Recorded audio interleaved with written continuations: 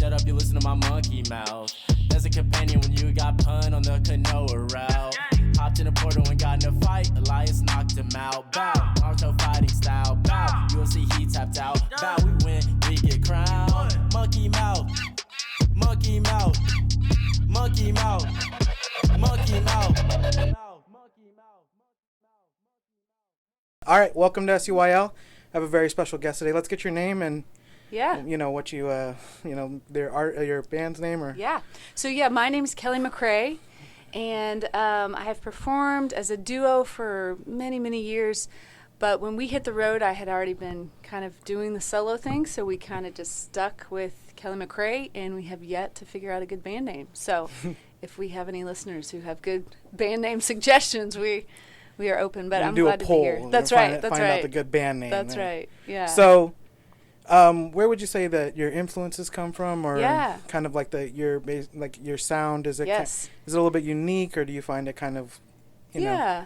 So I grew up in Mississippi and definitely was influenced by, the Southern music, roots music. So what we do is sort of considered Americana, which is kind of a catch-all for anything that sounds that's real great. Roots. So a little bit so maybe more of your bluegrass sound? Yeah, we definitely an influence, but not straight up bluegrass. So it's almost more indie than bluegrass. So it's sort of like a folk country, great. Like Gillian Welch is a huge influence, Patty Griffin, Lucinda Williams, Neil Young, so Bob Dylan. So just really drawing from the singer-songwriter tradition. Yeah, but with a kind of a country slant. I can't think of her name right now. I had it in my head and then I just lost it. Yeah. But she when I think of like Americana music, I think of maybe I think I've called her the wrong name before, like Sierra Hall. Yeah, no, that's right. Yeah, she's killer mandolin player. Yeah, who Gibson does actually made her own mandolin, which is beautiful. Way, that's awesome. It's actually a larger mandolin. Yeah. Oh, that's awesome. She's great. We actually had a gentleman in here who was a fiddle player, and he ended up, I guess, during the pandemic, kind of shot his shot with Bowling for Soup, and then he got to play with them. That's great. Yeah, so it's real. Oh, so he knew, great. That whole world. He knew the like all of the I guess Americana kind of like folk music hardcore side bluegrass. Those players are nuts. It's such an amazing. Like I always tell people that my guilty pleasure is bluegrass music. I absolutely love it. It's like Old Crow Medicine Show. Totally. They're great.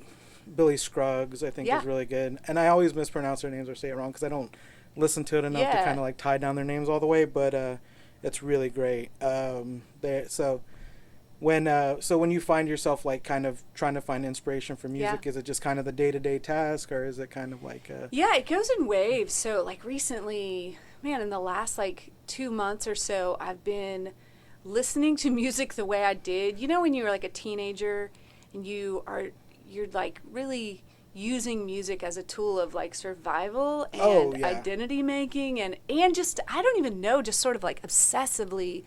So I just started, I started really seeking out like what are the tunes, what are the songs, what are the sounds that are going to kind of lead me to my next sort of sound or my next set of songs. So it sort of came, I was the listening. evolution of like where your sound is starting and where it's moving to. Totally. It's almost beautiful because that is really like, as you grow up, I think you find that your music is kind of picked for you. So like my music was picked through my sister. Totally. So like, it was kind of picked through her. And then as you develop, you start getting your own kind of taste of music. So I found myself leaning more towards like Mike Snow, but that was because of her, because she liked Silver Sun pick-me-ups and she liked the White Stripes. So it was kind of, but then I kind of like went off into my own. So I kind of like there was Kim, Mike and Kim, I think is their name. That rings a bell. But the husband and wife duo. Yeah, I went to go see them in Georgetown at Clover Festival, and they were just they ended up. I always loved them because I think one of the big record companies essentially told him he couldn't sing. And he's like, don't ever believe someone telling you that you can't sing. Totally. Because there's always a market for you, even if it's niche. So this is actually the young lady I was thinking of. I don't know if you've heard of. Oh, yeah. Sierra Pharrell? Yeah, is it, Pharrell. or, Yeah. Yes. She's fantastic. She's a little bit new, I guess. She's She's fairly new. She's young. She's new, and she's awesome. Yeah. She really rides a cool line of like, you know, really pulling from the old traditions and the bluegrass traditions, but bringing her own take. She was like yodeling almost on like one of her songs, that's and great. then she almost modernized it with like this really beautiful kind of modern, I would say almost like indie pop sound with it. It was really beautiful, and then this like beautiful storytelling on top of it. She was really able to layer like really beautiful storytelling. That's the best. So yeah, it's I love when bands can do that. Yeah. I think that, you know, it was kind of funny. I don't know, like, as when I was younger, like I said, as you pick music, for some reason, like, college alt rock was where I was at. So, like, Hootie and the Blowfish, you know, UB40. I don't know why that was, like, and I was probably, like, maybe 9 or 10, but that was, like, my music. Right. That's what you were hearing, you know. We're so influenced by whatever's going on. I feel really fortunate that I was a teenager in the 90s because there was some really killer music going on. You know? And there was really a really great like indie like scene where a lot of people like were finding their voice, and you had the black influence music that was like really playing. Like don't know if people know that like ska and all that stuff was like influenced by like reggae and stuff totally. Like it was like beautiful, like this like beautiful kind of intersection of like strange music that was being built, you know, through influences of just other cultures. I mean, the best music comes from folks who have really gone to the well and listened deeply to the music that's come before them. Oh, it's really great. I mean, it's such a beautiful thing. And like I said, we just had the passing of was it Loretta Lynn, and it just seems like everybody was influenced by Loretta Lynn. Oh, completely. And that was so funny. It was always the same conversation that they would have. I think she would start off with, "Hey, hun, how you doing?" Right. And it just seemed like everyone in the country music space had a phone call from Loretta Lynn of, "Hey, hun, how you doing?" Or just kind of like, it wasn't exactly that, but it was always just kind of like beautiful opening to like just check in. Yeah. It wasn't even like a business call. It was just like, how are you doing? Right. Someone like, who's authentically a person who is present. You know, and you hear that in her music. I mean, she was busting down the whole, she was changing the whole game, you know. Yeah, I didn't, my mom actually played the Pill song. Yeah. Like, because they were talking about, this was like pre-Loretta Lynn, like when they were just kind of like, I think she had just gotten like country music icon award or CMT, and so they were playing her music, and then so we just kind of went off in a tangent, and she was just playing like all this revolutionary music from like, you know, I mean, her and Dolly Parton and all of them that were able to tie together and make and create amazing music together by breaking down barriers and walls and just kind of working well together. Absolutely. When you're kind of like on the stage, is there a particular thing that you do to like clear your mind or kind of like focus on so that you're not so much into the, like, is it just strictly the music, or do you kind of have to like... Yeah, you know, it's an interesting balance. So I spent about, almost 7 years on the road full time. And so I think at a certain point you are so deep into the music that the music's the easiest part about it. You know, you just like fall into this groove and this wave that you can just sort of ride whenever you want to. Now, I'm not there now. I want to get back to that place, but you know, I think the other part that's so important to performing is telling a story, you know, is the moments in between the songs. And what I learned is that there's an art to how to set up a song or how to give people a break, how to tell a story or a joke or, you know, whatever the thing is that's going to really create opening up almost vibe, a story. Yeah, exactly. It's almost like you get to kind of experience that song a little bit better. Yeah. You know, I find that like you know, when they get a chance and you kind of have like smaller events or smaller venues, you have this kind of particular ebb and flow. I love that. Of like where people get to like actually explain it. I think MTV did a great job with like Unplugged and being able to really break down the song. Crossroads on CMT is another one where you get to have two people kind of intersect their kind of relationship, which going back to Loretta Lynn, it was funny to see how she could tie someone as... So on two political spectrums, someone like Kid Rock and then someone like Jack White, and then they intersect on someone's beautiful soul and how intelligent emotionally intelligent she was, that they could literally tie two completely different people together. Oh, completely. And I think that's the magic of music, is that it goes past the head right to the heart. Yeah, you know? exactly. And you can remind people what it's like to feel your feelings and to just be in that space where some of those lines and divisions don't matter. Yeah. I think Ethan Hawke said something about poetry, which I almost feel I feel that about music, where poetry, basically like, poetry is like for like it's food for like a starving soul. It's like, it's art. It's something that's important, and that people can take that a little bit for granted, or they can like not they can kind of like just kind of experience it surface level, and then as you experience something, whether it's loss, love, a new relationship, then it opens up that poetry a little bit different. That's the same thing with music. I think that you can pinpoint a time and place. Like I was listening to was it Brian's playlist over there at Good Strangers? Oh yeah, cool. And I think I forget who it was, but it's actually like it's got Evan Rachel Wood in it, so she's probably like maybe 18 or 19. It's a 2007 2008 era song, and they're going down, like an airplane's going down, and I was like, oh my god, I said, this song's like just took me right back to like 2006, and then she was like, well, it makes sense because it's Brian's playlist, so it probably would bring you back then. So it's just like, it's a beautiful thing that can kind of make you time travel and really experience these Absolutely. I mean, we all have those songs that really take us back to a place in time, or got us through a place in time, or we just identify with so much that they feel like they could be, have written as part of our story, Kind of like a rainy day, or like a record that you just put on where you just need like a good bit of like, kind of like maybe feeling yeah, feelings. Exactly. Well, a record that I go back to again and again is Gillian Welch's Soul Journey. I think that is like such a stunning album. And more recently, I've been playing on repeat. Bonnie Light Horseman is a band. They put out their first album, I think, in 2020.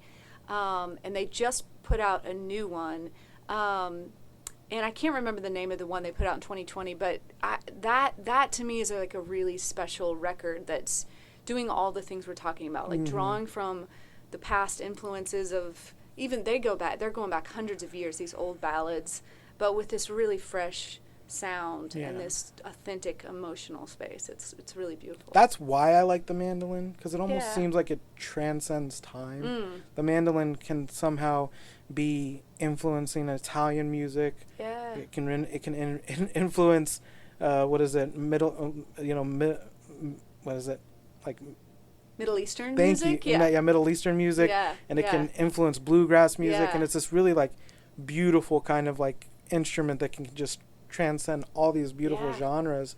And then you have someone like Sierra Hall who has really mastered this, like the sound of it. And then you also get, like, the great thing about a rabbit hole is then you find Italian music that's using it, and you find all this beautiful music that's really just played with. And it brought me into actually respect. I mean, because you don't know how hard. I mean, I'm not a musician, so I don't particularly know the ins and outs of it. But to see someone like Steve Martin playing the banjo, or going back and watching Yeehaw and watching, I can't think of the gentleman's name, who was just who was not only a comedian, but he was a comedian with a guitar. He was able to use the tools around him to make music fun for the audience, and it's just this really beautiful thing that people are able to do. And I think, like, for me, I interview so many comedians, so I find myself, like, I think Bo Burnham was so important to people during the lockdown, and then you had all this amazing music that was coming out. There was also another young man who was coming out. He was doing more of like the what would you say? Kind of like he was building upon music on his own. So like he'd have like a guitar and like a loop, and he would literally build his own music. Yeah. And he was doing that in literally in his house, and then releasing it on like YouTube and TikTok and all these beautiful things. And I think now, I think he was on, he got to work with some of his favorite artists. He's he's been working here and throughout the scene now. So it's really great that you have people who were really able to experiment with their own creativity to a point where it was actually creating new artists, which is just beautiful. That's the best. It's the best. Yeah. So is there any particular person that you can, like, when you have like a, you know, when you, like, let's say your family or something, that you can think of a particular song that kind of like crystallizes the moment where y'all guys are just, you just kind of feel comfortable, like one, like, is it like family music, like growing up? Yeah, exactly. Like for me, it was always, for some reason, for me, it was, you know, my dad's, you know, he's in his 60s, so it was always like Zeppelin, or you know, he loves Cream. Yeah. But he's so hard on Eric Clapton, which is the funniest thing. He's like, Eric Clapton's not that good. But hilarious. Then he's a guy who loves blues music. So to him, it's like, going back to how the do you original. how do you hold a candle to, like, oh yeah, definitely. You know, how do you hold a candle to, like, you know, Muddy Waters, B.B. King, you know, Johnny Lee Hooker, all these amazing. And then he's like, I just feel like, you know, Eric Clapton's just kind of like taking from these guys. He's really, you know, and he's not wrong, you know, but it's just like, there's definitely something interesting to explore there, of like all the, you know, the white dudes essentially that made a ton of money, and all the blues players that were, you know, just kind of. I love the fact that, you know, as hard as you can be on that, the Beatles really were able to have a safe harbor for blues music to be played in the UK, and I think that they brought a lot of like Motown and blues music. Well, they're influenced by some of these people, so they were definitely influenced. So they were able to actually give them a place to play and feel like their music. I wish I had listened to the Beatles growing up. The Beatles weren't on rotation. We had a lot of really good music on rotation, like Fleetwood Mac and Creedence Clearwater Revival. Oh yeah, that's just and beautiful. Sam Cooke, Aretha Franklin, a lot of like soul music, and so there was definitely really good tunes all the time. The song that has become kind of like a family anthem, though, is a song called Dead Skunk in the Middle of the Road. Do you think you could play a little bit of it? Nope. I do I do not know it on, you know, just without it playing, but it's a Canadian singer-songwriter whose son is also really famous, and his daughter too. Actually, two of his daughters actually. It's like a family. It's a musical family, but if you Google Dead Skunk, I'll definitely Google it. It will come up, and that's a classic. Really, my dad. That's when I hear that song, I will always think of my dad. So that's beautiful. Yeah, I think that like that's my dad was definitely like, he doesn't like to admit it, but even some like, you know, a lot of like your disco era music, and you know your. But definitely, like my mom, she's hers was like Prince. You know, awesome. You know, so awesome. It was just, and like I said, so you're, you know, as a kid, you're influenced by the like the music around you. Oh yeah, so. I feel that pressure as a mom. I'm always like, oh man, we gotta, you know, we get their minds and their hearts are just so like they're clay. They're ready, you know, and so just really thinking about the that's tunes one that thing are being that played. My sister was really kind of like letting my nephews kind of find their own music, and they ended up like my nephew, the oldest one's like all about Queen. Oh, but then he doesn't like.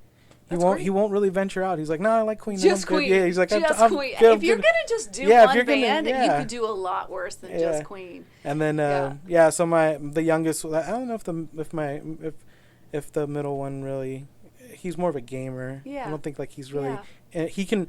The great thing about he was making music in Minecraft. Yeah. Yeah. I thought that was amazing. That's awesome. He was literally making loops and music in Minecraft. And that was just come to it, it's shocking. Like it was just beautiful. And then the youngest one says like just music I've never even heard of. Yeah. Just other young people listening, making amazing music that are, you know, it's I heard someone say that it's we're at the certain point where we're cheering on people younger than us doing amazing things, you know, whether it's music, sports, and it's just kind of like, or I'm at that same age where I'm like, oh, that guy's so cool. Oh wow, he's on the come up. He's like barely, you know, he or she's barely, you know, this age, you know. I love it's that. so great. Yeah. So when you're going to be at the Black Sparrow. Yeah, I'm going to be at the Black Sparrow on Friday night. I'm opening for Kelly Willis, Brennan Lee, and Melissa Carper, who are all like icons of like folk country, you know, that kind of style, and it's the first time in about a decade that I'll be playing solo. So it's songs, you know, pretty much I think all songs that I've written in the last like couple months, and just me and a guitar, and it's been a long time since I've done that, so I'm kind of scared and really excited. So where do you get your writing done? Is it kind of like, do you have to find a special spot, or do you just kind of like... Yeah, I'm really, really fortunate because my husband, who, you know, I play guitar with, sing with, he's also a sound engineer. So he's built us a home studio. So it's awesome. It's really next level to get to sit in there and record in there. And find a nice quiet spot to really concentrate. Totally. So so what's the ritual? Is it like, do you have like, I'm gonna make myself a tea, I'm gonna get myself, I have to like, is it more of like a broad spectrum of like, oh, I don't have to have particular things, but I want to have X, Y, and Z to feel comfortable? You know, I think that for me, it's more about just having a truly quiet space where I know I'm alone and no one can hear me. Because if I'm writing on my own, now obviously we collaborate a ton, and so that's a whole different ritual and sort of practice that we have. But if I'm writing on my own, I almost go into like a trance state. Yeah.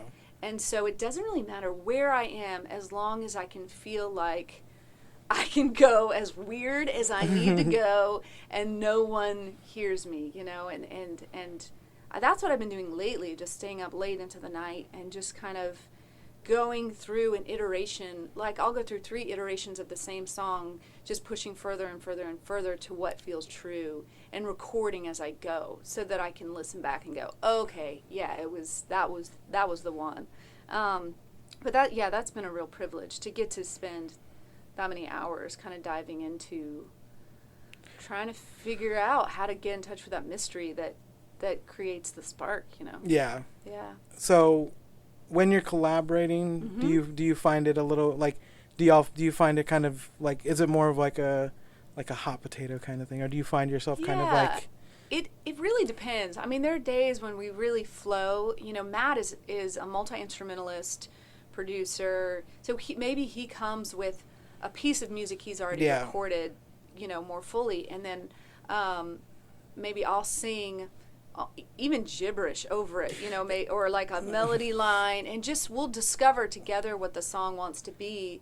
And then other times we'll sit down with, you know, 2 guitars in a room, and maybe I'll have a line or 2 I've kind of written down in my notebook, and we'll go from there. So it's, you know, we have very different strengths and weaknesses, which means we bring out the best in each other. Of course. But it can be really hard. I mean, knowing how to, in the moment, communicate what is really a mystery, which is like creating something from nothing. It's hard. It's hard. It's so funny that you bring that up, because you gave me definitely some confirmation bias, or just confirmation in a story, because, or in a story I heard from, was it Rick Rubin? Yeah. So Rick Rubin was on XYZ podcast. I don't particularly know which one, and he was talking about Anthony Kiedis from the Red Hot Chili Peppers coming in and literally like saying gibberish. Yeah. Like literally saying gibberish and then being like, oh, I like that word. Totally. Oh, I like that word. Let's, you know, kind of like put it together, and then you have something as beautiful as Under the Bridge or Californication. Right. And it's just, it's built off of, like you said, literally getting in a trance and pulling from the ether, you know, a little, you know, something that's like built upon itself. Sometimes I'll have, you know, phrases that I knew what I was singing, and then I'll have gibberish to finish out a line or something, and I'll go back and listen. I'll be like, oh, I said, I'm saying something, and I'll figure out what I said. You're pulling that thread, right? And I'll be like, oh my God, that's a line. That's actually a thing, you know. So I do believe that we can tap into something beyond ourselves. When we were doing this, and it was me and my business partner Josh, it was bloated. We wanted to do like 4 cartoons and like talk about them, and we took what should have been, you know, an hour, and bloated it out to like 2 hours. We're like, nobody wants to sit here and listen to us jabber for 2 hours about nothing. And then so we're talking, and then he's like, hey, you know, I don't know, it's just pulling this out of my monkey mouth. And it was just something that crystallized, and that's where Monkey Mouth came from. It was just him kind of like just jabbering, and he's like, oh, he goes, I don't know, that just fell out of my monkey mouth. And it was just like, okay, we're going to stop it. Great. That's the name of our studio. And it just like, it literally came to be, you know, so this is the Monkey Mouth Studio. So that's perfect. Yeah, I think that there's just there's something beautiful about being so organic with things and not being so rigid.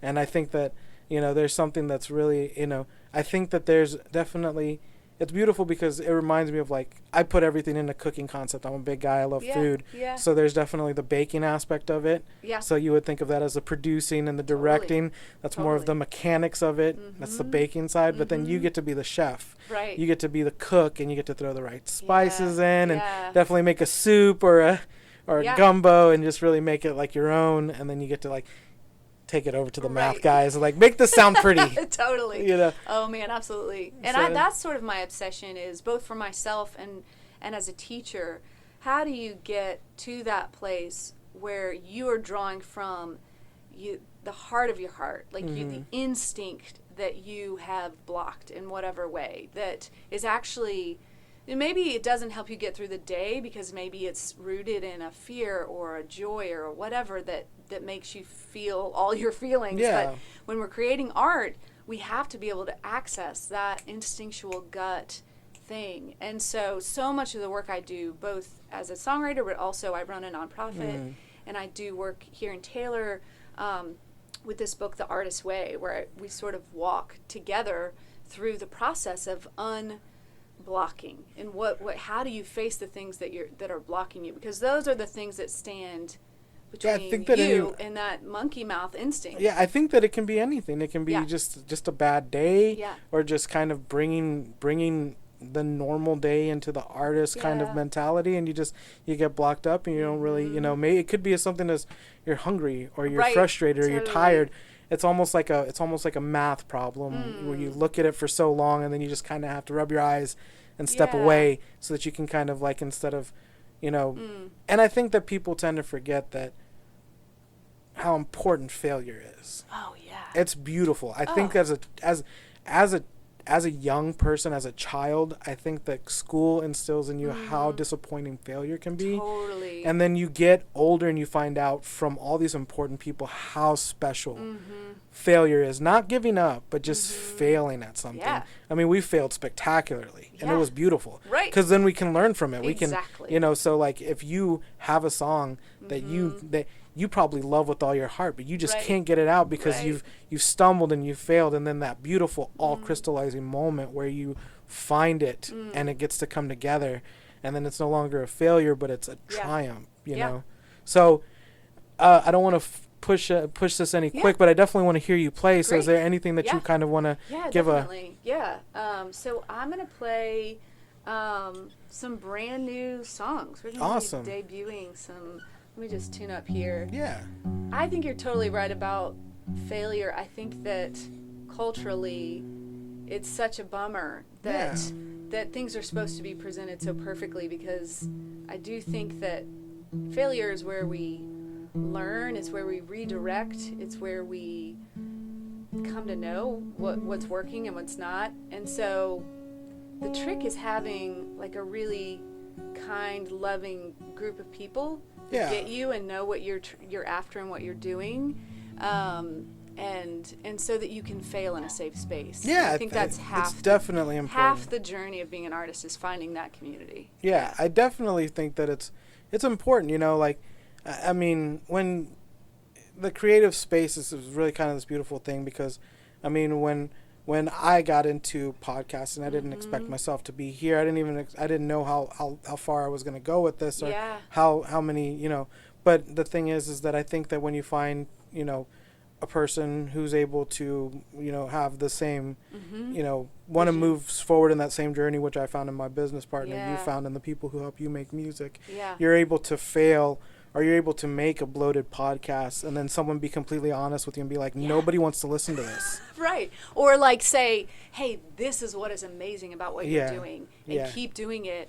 And here's, so in this book, The Artist's Way, Julia Cameron talks about, like, when we're able to have people who can tell us truth about our work, of, like, how to top what we're doing in love, it doesn't come across as mean, because it frees us. It lets us know how to do it. But most of the time, you know, unsolicited advice is just Yeah. It's just unhelpful, you know. Yeah, there's definitely a way of going about it. Yeah. I mean, of how, you know, I think that people can definitely give you advice that's not going to help you, right. but it's just going. I wouldn't even say that it hurts, but it's just it doesn't bring anything to the conversation. Totally. And which is almost just it's just a toxic, unnecessary exactly. thing. I mean. But we also live in a small town where everybody's opinion. Wants their 2 cents. Yeah. Well, this is one. Yeah, this is one that just sort of happened recently. And let's see, what is it called? I can't remember the name of it, but I will at the end because I say it. All right. Here we go.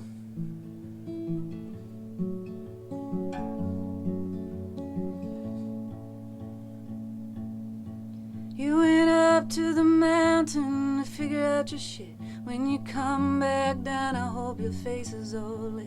I hope God hears your prayer and answers it. Hope you're ready to come on home. When you come on home, I'll be right here with a tuned up guitar and a nice cold beer. It's good when you're gone, but it's better when you're here. Are you ready to come on home? There's no way out but through. I know that's what you're trying to do. Sunrise red and midnight blue, cornfields for days. It's a long and lonely ride, black coffee and fluorescent lights, miles drafting on a semi. Memories come in waves.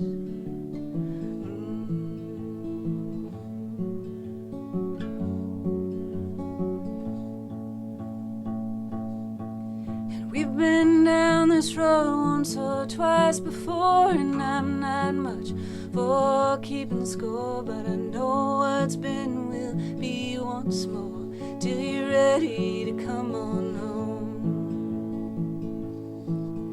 And I know you're going just as fast as you can. I see your eyes, I feel your skin, and maybe that's you just around the bend, and you're ready to come on home. There's no way out but through. I know that's what you're trying to do.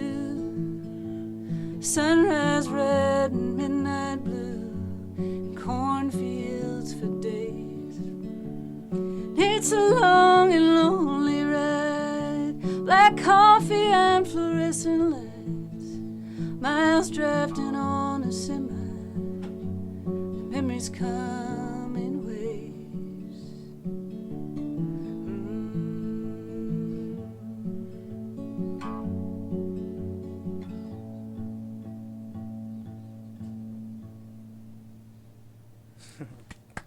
Thank you so much. Yeah, you're welcome. That was Thank beautiful. you. I mean, like, Thank you know, when it definitely paints a story. It's beautiful. I mean, like, if you were, you know, if you were to play that, I mean, I think I see, what is it? I see kind of like, I definitely see a particular movie in mind. I see like a movie with like, you know, like vast open fields and just like someone longing to be back with somebody, you know, and just this like, you know, Kendrick spirits just kind of like definitely figuring it out. Yeah, it's beautiful. I think that like when I hear someone sing, it's so beautiful to see this kind of like transition in voice, where like you have the speaking voice and it's and then you kind of like you almost feel like this kind of transition into this beautiful singing voice, where it's almost like two spirits inhabiting one body, you know. So it's just like you get to kind of like be into this other part of yourself. You know, I hadn't thought of it exactly this way before, but yeah, I think that, you know, I'm really cerebral. I spend a lot of time in my head, for better or worse, and I think one of the reasons I'm obsessed with music is that it puts me in my body, it puts me in my heart, it puts me in my breath, and it's like it's like getting to be a kid again, and find those things that are the closest to the taproot. You know? There's definitely, I think that when we get older, we definitely forget about magic. Yeah. We definitely forget about yeah. the importance of like how magical night can be, how magical just totally. the day can be. Totally. And I think that that's almost, whether it's lost through just having to deal with the grind of being an adult, but there's just something beautiful about knowing that like there's just the midnight hour and how beautiful it can be. And just that, I think that if anybody has ever woken up at 5 o'clock in the morning and it's like right before fall's gonna hit and there's that crisp in the air and there's that smell, 100%. I think that there's something that can I've talked about it past in other podcasts about there was a gentleman, it was really beautiful what he spoke about, which was time travel. But the way that I thought of it was like, if time travel does exist, if there's anything that crystallizes time travel, it's excitement or even depression. Because when you're excited about something, like I have an interview coming up, and that day it'll be 9 o'clock in 2 hours. But you have a passing of a loved one, and it's a day for a lifetime, so it's just that time travel where, I talked about it on Scott Pilgrim versus the World. Every time Ramona was around him, time seemed to move slower, but every time getting to Ramona, time moved faster. So it's just something beautiful about that. Where I think that music it can do that too. It can slow down time. You can definitely time travel with it. And I think that someone who's in that particular thing where you can kind of get lost in it, and then you just, like he said, he was doing an event and he knows that he won't get to experience the event. Right. Because he'll be in it. Right. Right. And so I was telling him, I said, the best thing I can do is go off of what Josh told me to do, which is if you want to re-experience it, take a time to meditate and really just go back to that particular time and place and see if you can just slow it down. Because that's the best thing I can think of is time travel. Idea.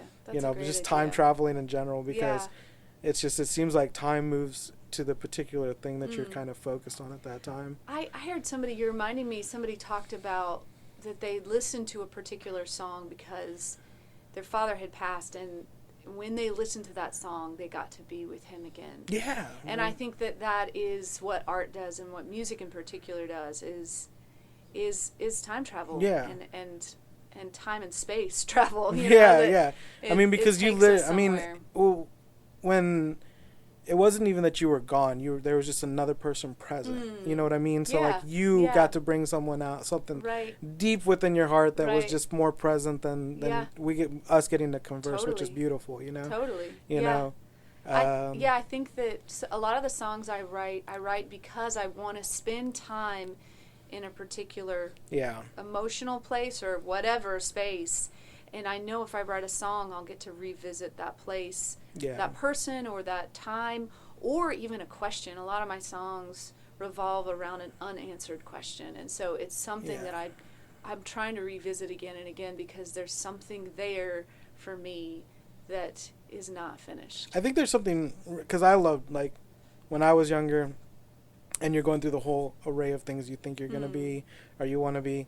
I always wanted to be a movie editor or producer, mainly editor. And I always found it so fascinating how music was just so important to the backbone of any movie. Like, one of my favorite movies is There Will Be Blood.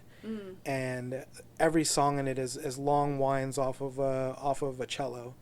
And you find that a lot in horror movies to build suspense and to take a movie that doesn't have action in it or doesn't have truly any kind of fear suspense, but instead have a suspense of a unpredictable character, I'm sorry, I can't think of his name There Will Be Blood, of his character and how he's fighting with the local minister, which his name's Eli, and then he's fighting with it. Let me find his name because it's gonna. A different kind of suspense, an emotional suspense. It's Daniel Plainview, so I'm sorry. Daniel's playing against Eli, and there's this long, the shots of the long winding, long vast country, instead of it being this kind of where you would find very soulful kind of it's almost like so haunting. Right. Because there's nothing out there yet. Right. It's not. It's a threat. Yeah, it's a threat. Exactly. Everything's Yeah. a threat. Yeah. And there's nothing out there but just vast fields of nothing. And he's trying to bring industrial. And then you have this conflict with someone like Eli, who immediately sees blood in the water because he wants money for the church, and he, you know, so they're fighting against each other. He's extracting money from the ground, and Eli's trying to extract money from him, and it's just this kind of like back and forth suspense. It's really like a war of two people without ever drawing blood until the very end. Like until the very end, you get Daniel. You know, I don't know if you'll ever plan on seeing the movie. I don't want to ruin it, but you get this like beautiful buildup of music, and I mean, even when you had someone like who created, what was it, Mike Myers, that was such an important thing to have music that was building suspense, or even it's a lot. I wouldn't say it's particularly horror movies, but right now horror movies are coming to mind. So it's Poltergeist, I think, used screaming and tones of like things that were very like a really low dull hum, and they put it so that it was at a frequency that wasn't audible to hear, but it was heard in the back recesses of your mind, so it kept you uneasy through the entire movie. I think that's fascinating, because I think a lot of the times what I'm after when I'm writing a song is a certain level of comforting my anxieties. And so I'm purposefully after tones that are soothing, you know, not in a way of like easy listening, but in a way of like, well, it's definitely that tone of Americana, right? That Americana kind of, when you listen to it, there's a sense of like just being free, letting that spirit kind of run wild, you know, and that's just kind of a beautiful thing. Like when you think of like, you know, like you said, a Neil Young or you know, a Bob Dylan, or even an Old Crow Medicine Show, it's definitely it's instead of it being more of a Western kind of like open range theme, it almost seems like yearning for that in not quite. What I would say is like not quite city living, but just even that dull draw of just a kind of encroaching, you know, the encroach of speed, you know, and then there's a yearning present in the music, that high lonesome, I love it's that. beautiful because you know, the funny thing is that we're all in this particular, you know, it's always in this time of like, you know, where you want a particular, you know, it's not even that you want, but like, you know, maybe it's not moving as fast as a city, but it's moving faster than you particularly want it to, or at that particular time, you know, it's not moving to the pace you want it to. So, you know, you have music that can kind of experience slow you down, and it can put you in this beautiful, you know, spot of like really just slowing down the mind and the spirit. And, I think for me that's the whole thing, is how do I slow down my mind and spirit? How do I know what's true? How do I process this world in my own life, you know? And I think that you know, like you said, as you build a particular, you know, choice of music and the things that relate to you, you can definitely find that, you know, I mean, it changes along with, you know, your age and time and place, which is just such a beautiful thing, you know. So is there any other song you want to play before? Sure. Yeah, absolutely. So this is another really new one. You were talking about trying to find a way to not get stuck in the grind, you know, of adulthood. Yeah, definitely. And this is a song about the grind of adulthood and what it does to us.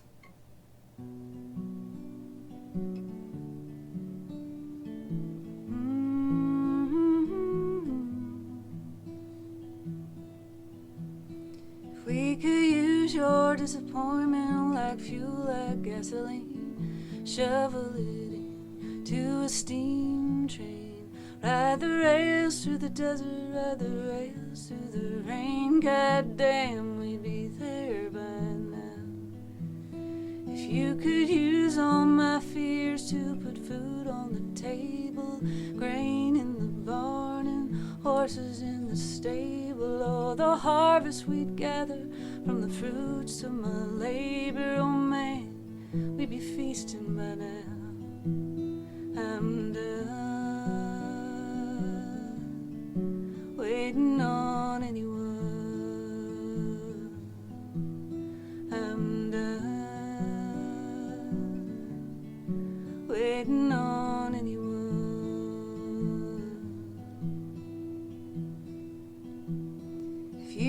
trade all my doubts for a nickel or a dime. We'd be sitting pretty, we'd be doing just fine. Eating 4 courses and drinking red wine. Holy shit, we'd be rich by now.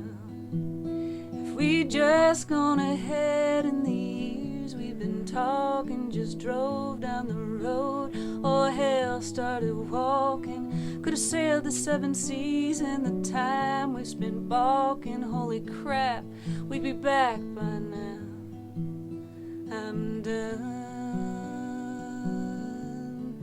waiting on anyone. I'm done waiting on anyone.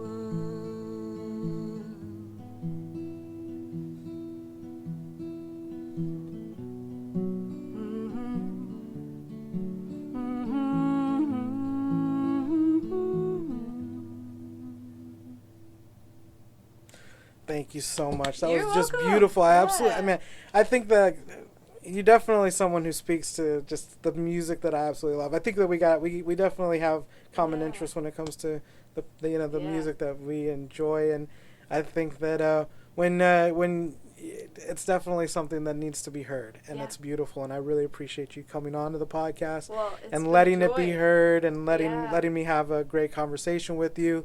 So is there any like maybe where we can find you online so that we can listen to your music as much as possible? Yes. So KelleyMcRae.com, KelleyMcrae. And you can find, shows and music and everything there. And then I run a nonprofit called Songrise Arts. So it's SONGRISE, Arts, ARTS, songrisearts.org. And I do trauma-informed songwriting teaching and workshops and all kinds of stuff. So we're always looking for people to... That's just beautiful. We appreciate that so much. We appreciate that you're able to take someone's, pain and channel it into something beautiful, which is important. And I'm sure that you're definitely appreciated with, every person that you get to have, a great experience with. Yeah, I love it. I really enjoy it, and it's the kind of work it's really an honor to be able to do it. So. Okay, and we're gonna find you at Black Sparrow. Yeah, this Friday, November 11th, which is Veterans Day, and I'll actually be singing a song from a veteran that went through our My Story, My Song program at Songrise Arts. So that's beautiful. That's really cool. Thank you come on out to that. Yeah, we'll definitely make it out. Thank you so much for coming in. One thing that I always make sure I ask before people leave is, what did you think of the studio? How did you feel it? How did you feel? Yeah, when I walked in, I was like, oh shit, they're not joking around. Like, this is for real, it's a beautiful space, and you can tell that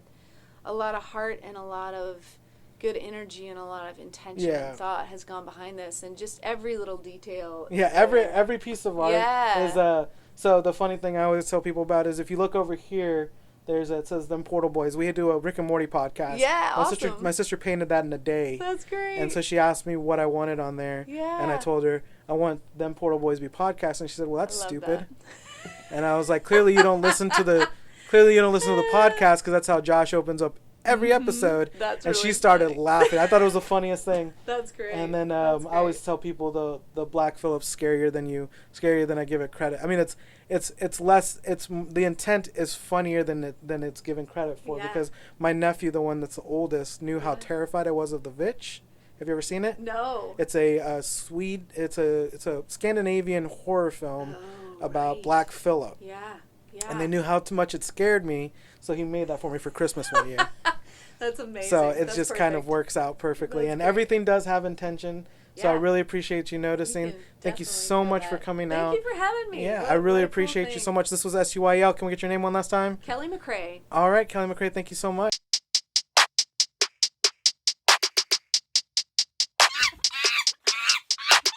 Shut up, you listen to my monkey mouth. As a companion when you got pun on the canoa route. Hopped in a portal and got in a fight. Elias knocked him out. Bow, Naruto fighting style. Bow, UFC he tapped out. Bow, we win, we get crowned. Monkey mouth, monkey mouth, monkey mouth, monkey mouth.